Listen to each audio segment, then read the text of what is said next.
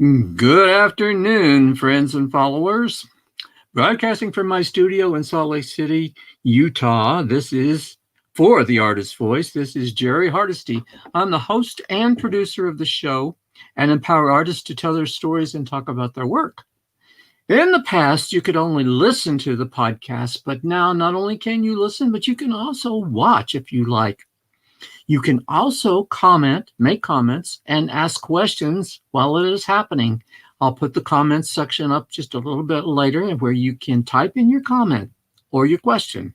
You may even ask the artist being interviewed a question. Now, the episode is being broadcast to Facebook and YouTube at the same time. And if you miss the live show, you may listen almost immediately to the saved recording. All that being said, I want to bring on my guest for today's show.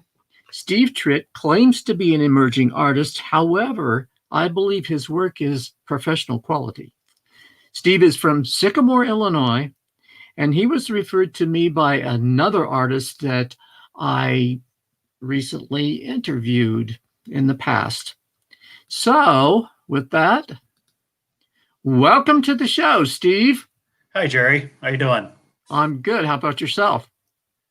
I'm doing fine. I'm a little nervous. Don't be. It's just a conversation between you and me. Just forget about the possibility that there may be one person watching, or there may be more than one person watching. Right. So please don't be nervous. It's natural to feel that way. I know. Right. I know. I've been there. So I'm going to put up your, oops, that won't work. Well, we'll take that back down. All right. So I'm kind of experimenting here in case you didn't realize it. No, that's good. Experimentation's always good. Yeah. Well, Steve, this first question that I'm going to ask you may seem a little unorthodox and not something that you would expect. So, Steve, as a young boy, what was your favorite toy? Probably a football. A football, okay. Yeah, probably a Nerf football. A Nerf football. Well, you can play with it in the house, right? Exactly. Okay. So you're kind of dating yourself with the Nerf football. You know that, don't you? Yes. Yep. Well, that's okay. Well, I've just added the comments section for anyone who wants to add comments or ask a question. So I hope you do. Hope you enjoy it that way. It adds to the show when somebody can ask a question or make a comment. So anyway, the toys question kind of leads to the next question, which is when you were a kid, in addition to your Nerf football, what now as an adult, what's your favorite activity, or what was your favorite activity back then? You mean when I was younger? Yes. Yeah, I was all about sports. Baseball, football were probably the main ones. As I got older, I got into golf a little. I played basketball. Yeah, you're actually a superintendent at a golf course. Is that correct? That is correct, yes. Because I played there, I decided to start working there seasonally. Turned into a full-time job. And as artists, we need some kind of steady income to support our habits, right? That is true. And support our habits and our families, right? That's now. It's also a source of inspiration. Being out in nature, I do get to see wildlife, and that does influence my views on life. Very good. Very good. Well, now take us from that childhood with toys and dreams and sports that you enjoyed and your Nerf football. Take us from that child to your journey to becoming the artist that you are today. Okay. Well, I always took art as an elective in junior high, now middle school, and then high school, but I never really thought about it as a future. It wasn't until my senior year in high school that, you start thinking about college, and it's like, well, I better choose a field. And so I decided, since I spent so much time in the art room, I would actually go in after classes and work on projects that was the direction I should go. So I went to Northern Illinois University to study illustration. Got in the illustration program and decided I really wanted to be a painter, and quickly dropped out of the illustration and went into painting. At Northern, I was introduced to printmaking. I especially enjoy the intaglio etching process, and just really pushed art or painting more. And then I got into the master's program there at Northern, and that was probably 3 years. Got my master's with the intention of teaching, and then the teaching back in the late 80s, early 90s, it was hard to find a teaching job. And so I didn't want to move, and got into landscaping. Well, aren't you kind of glad that you're not into teaching now? Yeah, definitely. I have some friends that are teachers, one who teaches art to middle schoolers, and he's struggling a bit. He was struggling last spring with it. Teaching art is a very, one-on-one experience. You're touching materials, and you can't really understand what students are doing. You can't watch them work, I don't think. Yeah. It's all right there in front of you.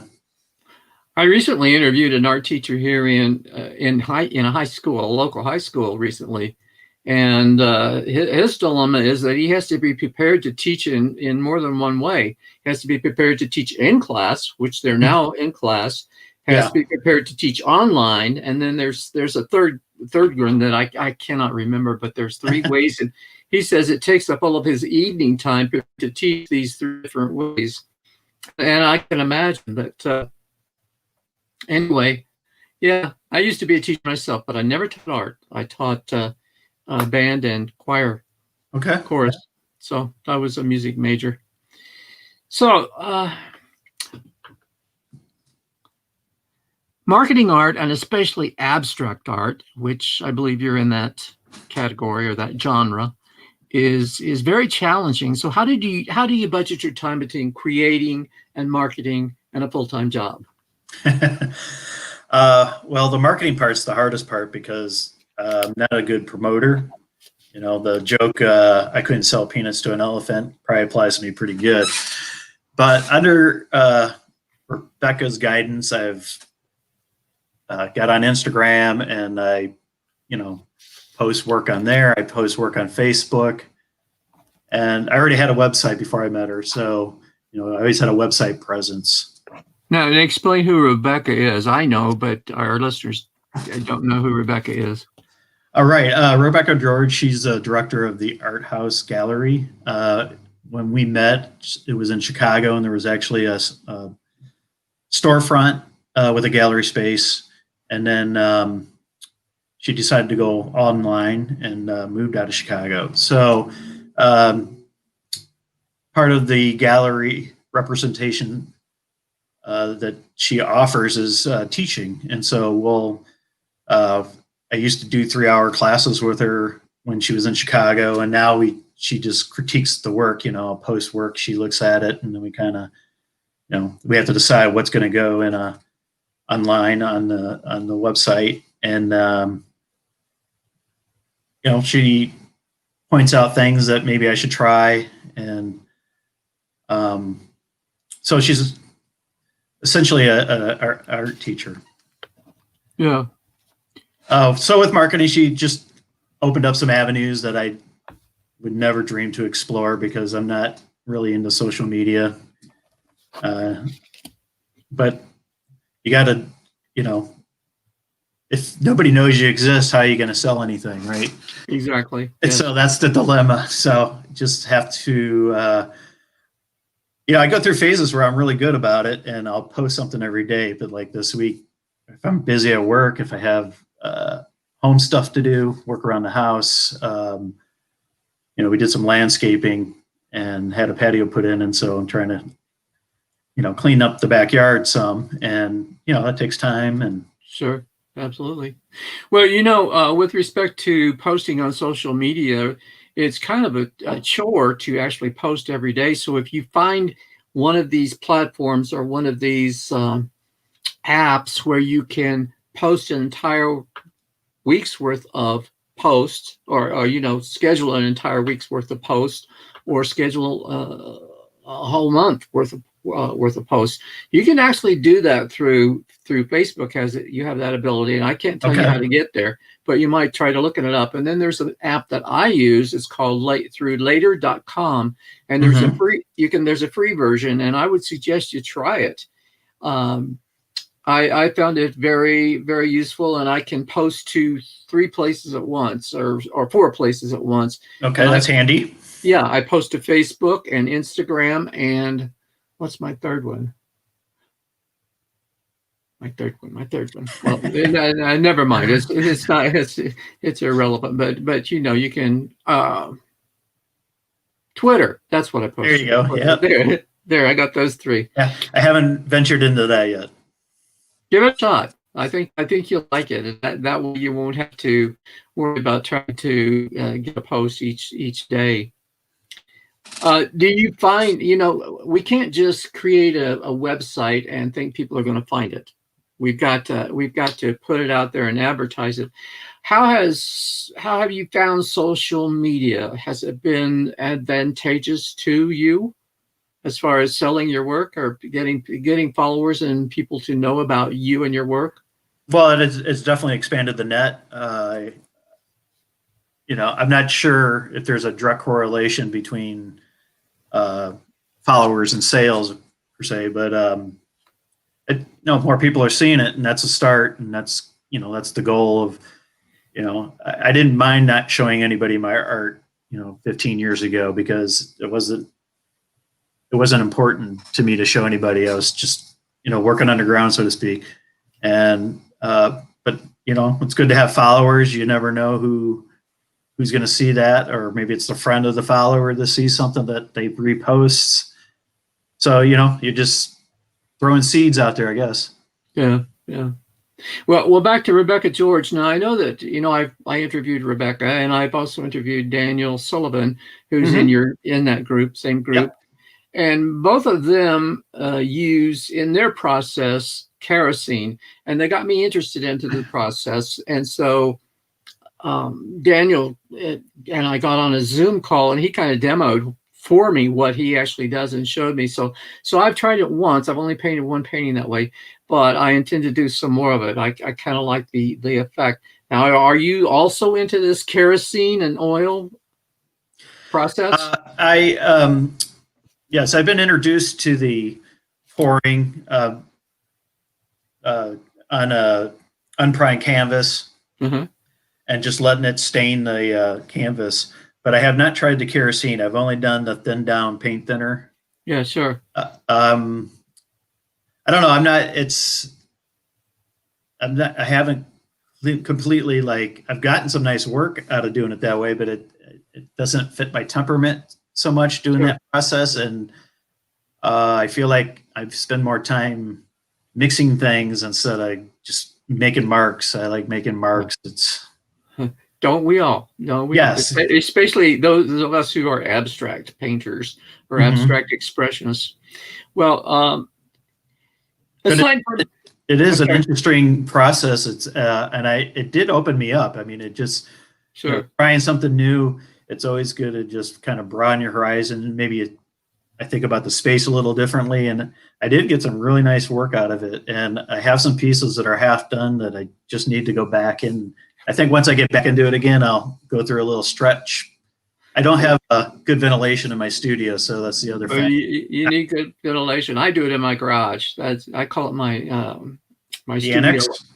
Yeah, my annex, my studio annex. Yes. You've been reading, haven't you? Well, that's what I call mine. So I just that's what everybody calls it. Right? All right, cool. That's cool. Because I do the same thing. I do it in the garage or get out in the driveway, just more open air. Well, I don't get out in the driveway, but I do get out in the garage and leave the garage door open for ventilation. Of course, this summer it's been pretty warm out there, right? And over 100 degrees out here in Utah. But anyway, I survived. With that's sweat, good. With sweat pouring off of my forehead. Well, aside from marketing, share your creative process in the studio. How often do you paint? What's your day look like? And do you have a ritual when you go into the studio and that type of thing? Well, sure. Well, I do have a bit of a ritual. I used to like candles, but I decided that was a safety hazard. I quit doing that. After a few bush lights, you might forget to blow them out. So Yeah. I changed it to incense. So I burn incense when I first walk in. Okay. Usually turn the music on. That's usually the first thing I do, and then I light the incense, and then I sit and look and see what I did the last studio session and see what happened. And then that kind of informs what I'm going to do next. So that's part of my studio process. As far as like process of creating art, I often constantly hunting for imagery, and once I settle on some imagery, I'll work in a sketchbook, just with various compositions, just messing with the form a little bit. Not so much color; it's more just getting the actual compositions figured out, and then I kind of scale up from that. I go to 11 by 14 or bigger size canvas, or I work on Yupo paper, which the general size is 26 by 20. I find that I need to tear it to get some different sizes out of the paper, but it's a very unusual surface to work with. And once I get a composition that I want to work on a larger piece, I'm not set on making anything from that point once I get that image on there, because I don't want to restrict what I'm trying to do. And so it's point A, I don't know where point B is going to be. And that image might disappear completely. It might change into another image. So I have no final destination in mind when I start working. So to a point or after a point, you paint intuitively. Am I correct there? Yes. So you let the painting kind of lead you. In other words, your next painting stroke or mark or whatever is a response to the previous, and so on. Correct. Yes, it's. I forgot how I was going to put it. Even the initial marks of the image can be really loose, and I've always been into gesture drawing, and so that can get the painting or drawing going a completely different direction. And like on the Yupo paper, I'll work wet, and so if I'm working with charcoal, it's going to get some effects with bleeding. And even paint, I work real with a lot of water. So I work with acrylics and latex mostly. And so I water that down. Put water on the surface, and water the brush. And so I'm doing a lot of thin glazes, just kind of feeling my way through a composition. And sometimes I get a little bolder and I get thicker with the paint. Well, here's a tip for you. Now, I learned this from another artist that I interviewed. But say, for instance, if you want that charcoal not to bleed, then spray it lightly with either wheat beer or skim milk. And since I don't like milk, I use the wheat beer, and you just spray it down lightly and let it dry, and it sets that charcoal up so it doesn't bleed. Interesting. Yeah, give it a shot. Okay, yeah. I typically encourage kind of the stuff that happens with that. A lot of times when I've been working with charcoal a lot lately, I feel like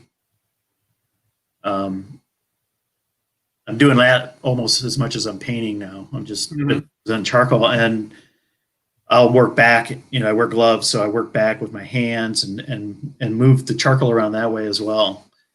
And Yupo really, because there's no tooth, it's just a slick surface. I mean, you can just smear it any way you like. You can wipe it right off if you don't like it. The disadvantage is it can not stay on the surface after you're done with your piece. You got to be really careful about framing it or handling it. Even I could mess up a piece by just picking it up and putting it on the table or something.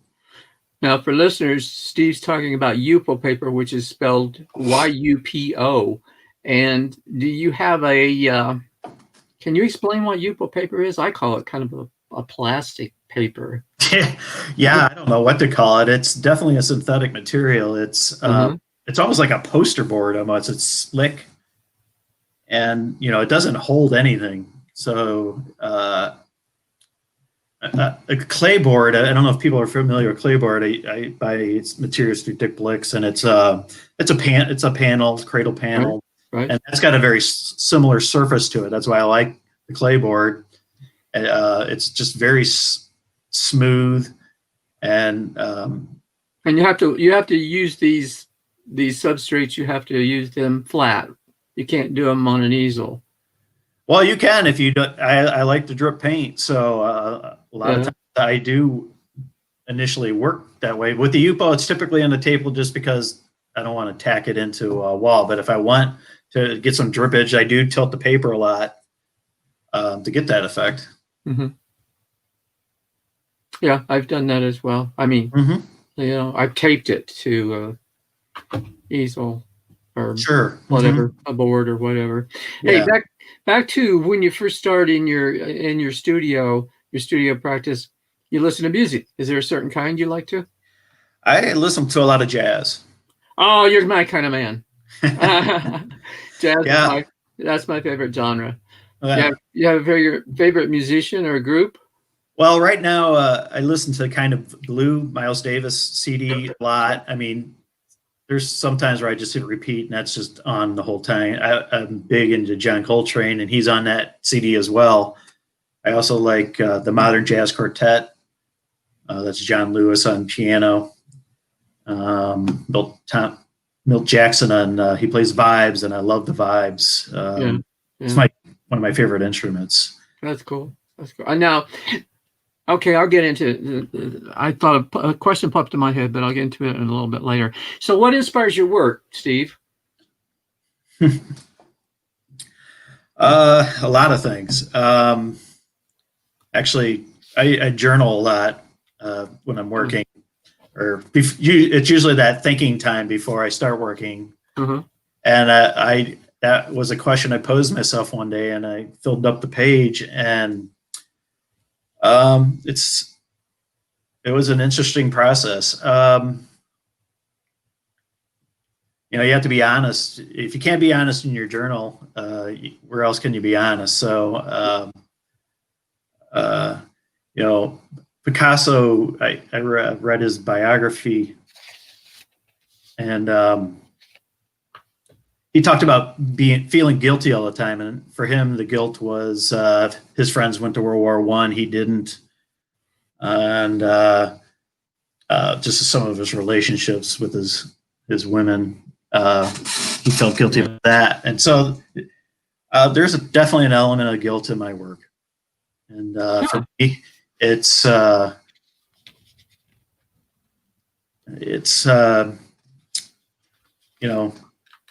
being white privileged is, I feel good. I've always felt guilty about that. Really? That's interesting. Yeah. Huh. Now, why do you suppose, I'm not a psychologist or a psychiatrist, but why do you suppose that is? Why would you feel guilty about white privilege? I'm not comfortable with how this country came about, and I've always been uncomfortable about that. But I've benefited from everything that's happened in the past, and I didn't have any direct hand in that, but I'm living in a very nice house in the middle of Illinois, and I feel pretty lucky about that. Well, that's good. That's good, but I understand. I suppose I understand the guilt, especially now with everything else that is going on in our country, and all of the racism. Correct, And also with and being male too is part of that equation. It's it's Well, you wouldn't want to be anything else, would you? not when I'm out in the woods and I need to urinate. That's a good one. I like that. That is very good. So, okay, your guilt inspires your work. What else? um, I think history has informed a lot of my work. I've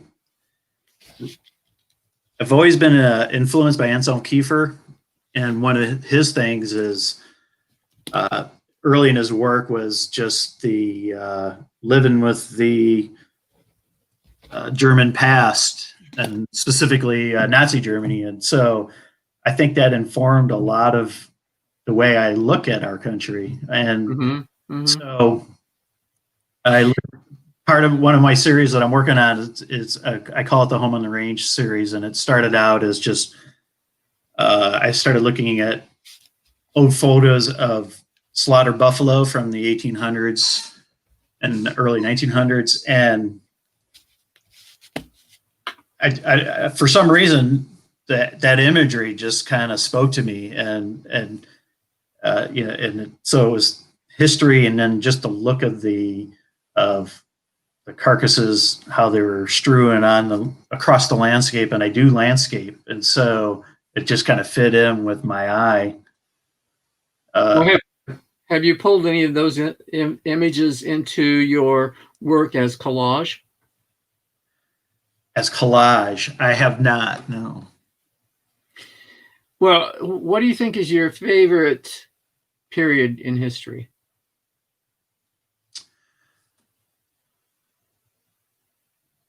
I would say because I'm so into modernism as far as art goes, probably like 1900 to 1945, 1950. I guess we get into the 60s too, because I like rock and roll. So, the emergence of the Beatles and right.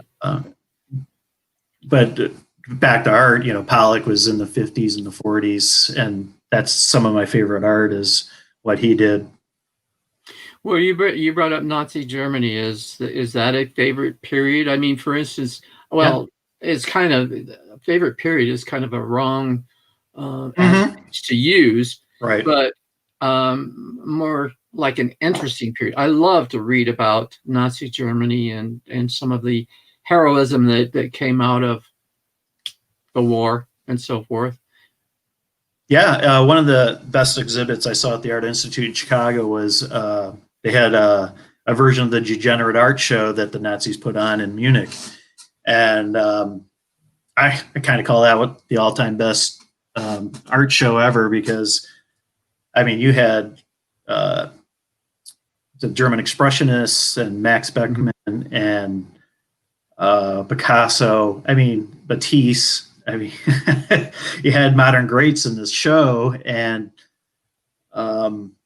yet they were making fun of it. So it's the irony of it all. Well, one of my favorite German artists is Gerhard Richter. Mm-hmm. And I think he's still alive. I mean, yes, he's very old and in his 90s, but he's one of my favorites. Yeah, there's a movie about him that just came out. Well, it's loosely based on him, he said, and he claims it's not based on him at all. The name escapes me, but it just came out a couple of years ago. I'd like to see it. And you recall the name, the title? It's escaping me right now. I might think about it in 20 minutes and throw it out real quick. Sure. Well, if it's after the podcast, then hey, send me an email. Yeah, right. I'm always interested. Well, as an artist, what is your least favorite activity in the studio? Oh, cleaning for sure. My studio's you can see mine behind me. Yeah, it looks pretty good, actually. Well, actually, you haven't seen it all, but my least favorite thing is cleaning brushes. Yes, right. Yep. And I would rather use a brush until and I'll let it dry out or whatever, and just throw it away. So I buy inexpensive brushes, but that would be mine. So and it sounds like you can relate. Yes. I usually, when I have an hour I do just go down and straighten up, put paint back where it's supposed to be, get the drawers all closed, put the brush. You just put the brushes back in the drawers and pick drawings off the floor because I spread them out. Yeah. I, so sometimes I have very narrow walkways for such a big studio. It's kind of ridiculous, but the way I work. Is your studio in your home or is it outside the home? It's in my basement. And okay. You got the whole basement to yourself then. Yeah, so I don't have to go anywhere, which is great. Yeah. You can go down there at 10 p.m. at night and work 2 or 3 hours before, well, everybody's nice asleep in the house, right? Well, that's funny that you say that, but because I get up at 4:30 in the morning for work, and so, but before I did the golf course thing, I did do that. The kids would go to bed, the wife was in bed, and then I would start painting at 10, and I would work until like 1 in the morning. And so, yeah, it's great to have a studio in your basement. Yeah. Well, I'm bad at organization.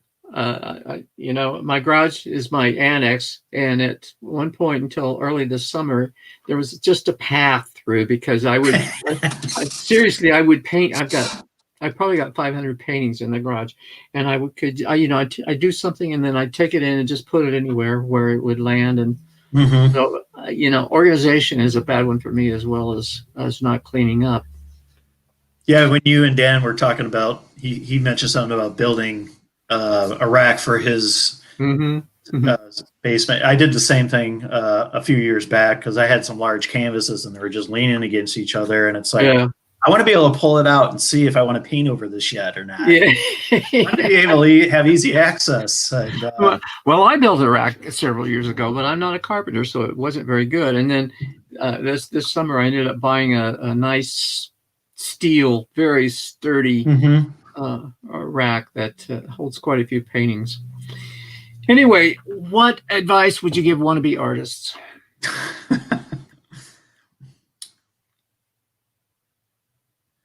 I guess be open. I was going to make a joke and say, go in finance or something, but oh, come on now. Don't destroy somebody's dream. Right. Be open, be willing to try anything. I see it, some artists, and they're successful, but they do the same thing over and over again. So I don't know how much growth you're getting there. And I guess success is relative. If you're selling paintings, I guess it's okay to do the same painting over again. Other than being boring. Yeah, I find that when I even try to recreate a painting that I really like, I can't do it. Yeah. Because the way I work, sometimes I don't get the color right, or the way I'm working that specific day, I'm more, I don't know, energetic, or maybe I had more beer than I did the last time, and so I'm a little slower, or who knows why, or maybe I was angry one day and not when I made this one awesome painting, and today I'm happy, and so I can't recreate that mark that showed up in a different painting. So, I don't know where I was going with that, but I was asking you if you had advice for wannabe artists. Oh, that. I guess, well, I don't know. I wouldn't expect a question like that.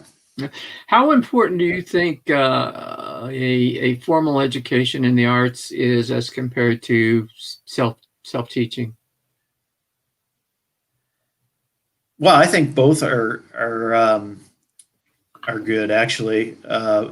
Chicago's big on outsider art, and that is artists that have no formal training, and you get a very different approach to the art making process. I guess it's like a person who teaches themselves to play the guitar. It's not going to be the same as someone who has been trained or taught by an instructor, right?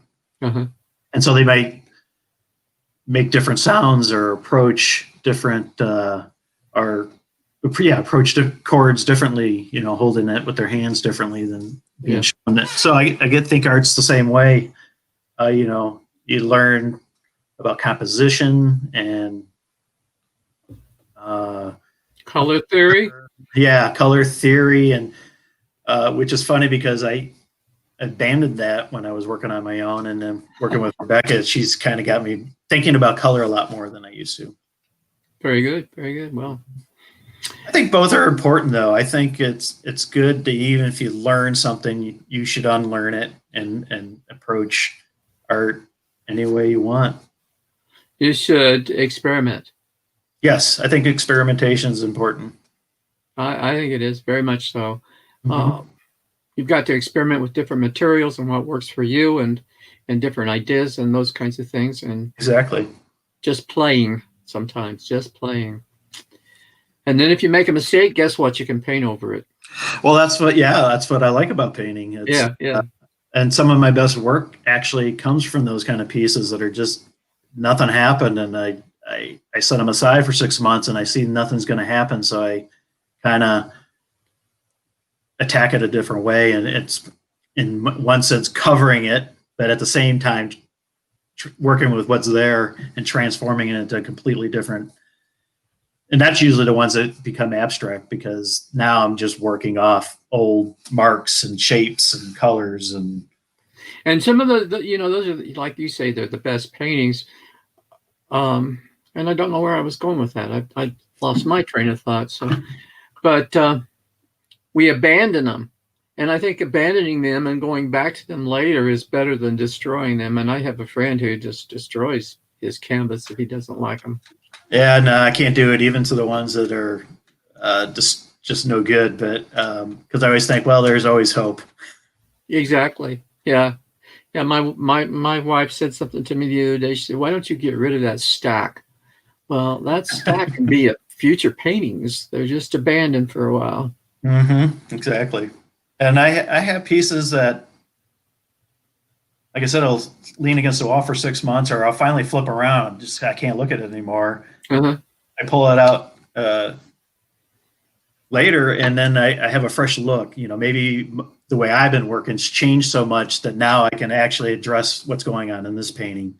There you go. So you just never know. Yeah. Well, on your website, you make a reference to the fact that you also paint African masks. Now, how did you develop an interest in this art form? I grew up with parents that were missionaries in Nigeria. Mm-hmm. So they were there from 1960 to 1963. Were you born there? No, I was born after. They made a point in that. Funny story, but I won't tell them. My dad told me once about buying a box of condoms before he went to Africa, and I never thought my dad had sex. So I yeah, right. Condoms for her, but they purposely did not want to have a child in Africa. I think they didn't want the mission to change, and so they didn't want that. But they brought all these things home, and we still have them. The bowls, and there's an axe that's kind of more like a pickaxe, some instruments, but the mask kind of they were a cross between something really disturbing and something really beautiful. And so now, do you have those, or your parents? I have one of them. My sister has the other one. Okay. My sister and brother were actually there. They were young. My sister was old enough to remember it. My brother was a little too young to appreciate where he was at. Well, now, will your wife allow you to display this mask? Now that I'm not working from it anymore, I can. I did display it. I had a one-man show in DeKalb, which is the next town over from Sycamore. And I did have the two masks up just so people could see, what I was working from. And those works were, you knew you were looking at a mask, so they were less abstract. Yeah. Well, I find that interesting. It's very interesting. But in the same paragraph, or in the same information that I read about the masks, I also read something about guitars. You paint on guitar. You paint on guitars? No, they're just another subject. And okay. There's a subject for your composition and for your composition. Yeah. Mm-hmm. Do you also play? Only in my dreams. Okay, you could teach yourself, you know. Well, I got a drum kit in the basement, and so if there's any hope for me learning an instrument, it's the drums. But I haven't touched them in a year, so I understand that. yeah, I can do the hands, I can't do the feet and the hands. It's too much going on at once. I can't multitask, so No coordination there, huh? yeah, no, it's my son got the ability, but I didn't. Huh. Well, I being a musician myself, my youngest son is a musician Mm-hmm. as well as an audio engineer. But he gave me one of his guitars. He had several, and I kept saying that I want to learn the guitar, and he gave me one of his guitars, and I don't know how long I had it. I had probably over a year, and I never learned it. So Mm-hmm. I finally just gave it back to him. I said, "Here, obviously, I don't want to learn this as bad, or I just don't have time to do it." It's a commitment, and It is, yeah. you know, do I practice drumming or do I go paint? And I guess You go paint. You go paint. yeah. Yeah. I mean, I don't even go play golf anymore. So Really? Well, hey. I went once just this week, and that's the first time this summer. And that, and once again, it's the same conundrum: do I play golf or do I, Well, work in the studio, which would serve me better, I think. make some kind of analogy between your love of golf and your love of art, so that this analogy can work for you in selling your work. I don't know what that analogy would be, but Well, that's up to you. right. Well, you use an awful lot of varied material in your work. Yeah. Can you talk about that? Yeah.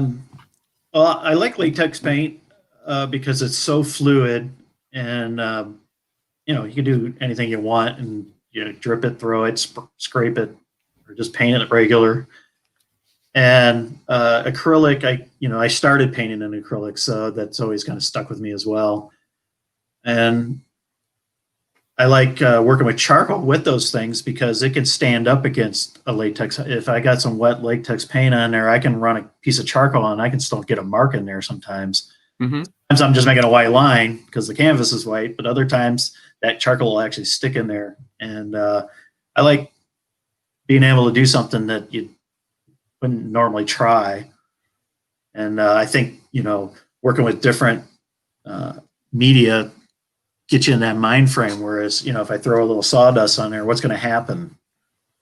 And I like, that's part of the exploration of painting and experimenting. It's like, if you don't ask the question, what would happen if I did this? You're not going to get very far in your work. Well, try some other new materials. For instance, like crushed pecan shells. Okay. You can buy a 5-pound bag for, less than 15 or $20, and it'll create some marvelous texture for you in your paintings. So, well, what I'm working with now is litter. Litter. Yes, I'm discussing. We talked about what inspires me, and negatively litter does. I see a lot of it, and one day at work, I just decided whatever I pick up in the next hour is going to be a painting. And so I still have it on the floor. I haven't done anything with it, but it'll be an interesting exercise. And I've started using bits of paper and bottle caps and cigarette butts, and just started working them in some landscapes. It's a new thing. So. Now you sound like Pollock. Yeah, he did throw sand and stuff, and yeah, cigarette butts. Yeah. Yeah. So yeah, there you go. Well, what was it that you picked up that inspired you to put it in one of your paintings? You said the first thing you picked up, you'd make a painting about it. Well, it wasn't the one thing. It was like an hour's worth of stuff. So that some things to work with. So there's some plastic, and there's some wrappers, and a full bag of small Cheetos. So I've been tempted to eat them, but since I found depends on where and when you pick them up, man. Yeah, exactly. So I think we'll leave it the piece and keep the integrity of the Cheeto bag and just leave it full, and we'll figure out how it's going to work in the piece, and maybe crush all the Cheetos up and then put them in some some way. Attach the bag, and here's That might be very interesting. I'd like to see that work once you've accomplished that. So, well, Steve, do you have anything else that you'd like to add before we close down here? Sure. I'm back to the inspiration thing again, and growing up in Illinois, I wrote a little essay about how Illinois is not the moon because Illinois is not the prettiest nation or prettiest state in the nation. You don't have the ocean, you don't have mountains, you don't have forests, and but there is a subtle beauty in Illinois, and some of it's manufactured when you drive around and you see in the fall you got the cornfields, they're turning brown, and then autumn comes along, and it's on its own level a spectacular sight, and it's always going to move me. And in the winter when it gets kind of foggy and it's white everywhere, the ground's white because of snow and the fog kind of drifts in. I did a lot of paintings where it was just woods in the distance with just this kind of fog coming down, and so there is being inspired by beauty, and then with like the litter thing, it's kind of the beauty versus the ugly, and I like that contradiction working together. I don't think anything's 100% beautiful. I don't think anything's 100% ugly. I like to find that fusion. Sure. Well, I understand that. I also understand about the cornfields and so forth. I grew up with wheat fields in Kansas. There you go. Yes. And sunflowers, all the sunflowers. And now you see sunflower fields everywhere. And they're awesome. They're awesome. Makes you think of Van Gogh, doesn't it? No, I'm not a Van Gogh fan. Okay. Well, I know he did some sunflowers, so that's why. I did. Yeah. Well, that brings up another question that I hadn't planned to ask, but I'll ask it. Well, who's your favorite artist? Well, it depends what I'm doing at the time. There is a rotation, it seems like, because if it asked me 3 years ago, I was totally into Picasso. I was in Paris and went to the Picasso Museum, and it happened to be showing work from 1932, which is one of my favorite periods of his, because he's working with the model Marie Therese Walter, and the stuff that he did with her as the model are just extraordinary to me, and I just love that work. For a while, I was into Bernard Buffet. He's a French artist from the 60s and 70s, and very figurative, and you know what you're looking at, but his surfaces are very textured. Susan Rothenberg, the way I feel like she combines imagery with abstraction very well, and so I like that combination. I feel like that's what I do. My work's abstract, but there's imagery in there. You know what you're looking at sometimes, and sometimes. Max Beckman's also a favorite artist of mine, and I said Kiefer, I believe, earlier. I saw his show in Chicago in 1988, and I've been blown away ever since. He blew my head off, and I owe everything I do to him initially, because he transformed what I was doing at the time. Sure. Well, Steve, this has been great to get to know you and more about your work, and I will be posting it. It'll be episode 83. Okay. On the podcast. I appreciate you. Okay. Yeah, well, thank you. It'll be episode 83 on the podcast, on any podcast platform, I think it is. And I also will put it, as well as the images of your work that you sent me, on the website for the podcast, which is www.theartistvoice.info. So you'll find it there. I'll let you know when it's posted. And then you can also see this recording almost immediately when we're finished here. You can see it on Facebook or on YouTube. So, keep those things in mind and share the heck out of it, put it on your social media, and whatever you want to whatever you want to do with it. But Yeah, again, I'm sorry. I was going to say I'll have to face the thing I don't love to do that much. None of us do. But I'll get on it. I thank you for having me. I really appreciate it. I had a good time. It's my pleasure. I'm sorry it took so long to get back to you. So anyway. Oh, no problem. Thanks again, Steve, for being my guest. Yeah, thank you. You bet. Well, like I say, thanks, Steve, for being my guest, and thanks you for watching and listening to The Artist Voice. You can find Steve's resources. Well, I'll have to put those in the show notes. His resources. He's on Instagram, he's on Facebook, and he also has a website. Again, thank you, fans, for watching and listening. You can find the audio portion of the show on Apple Podcasts and Spotify, as well as many podcast platforms. Like I told Steve, you may also listen on the show's website at www.theartists, that's plural, voice.info. So look for the announcement on Facebook and Instagram for the date and time for the next show.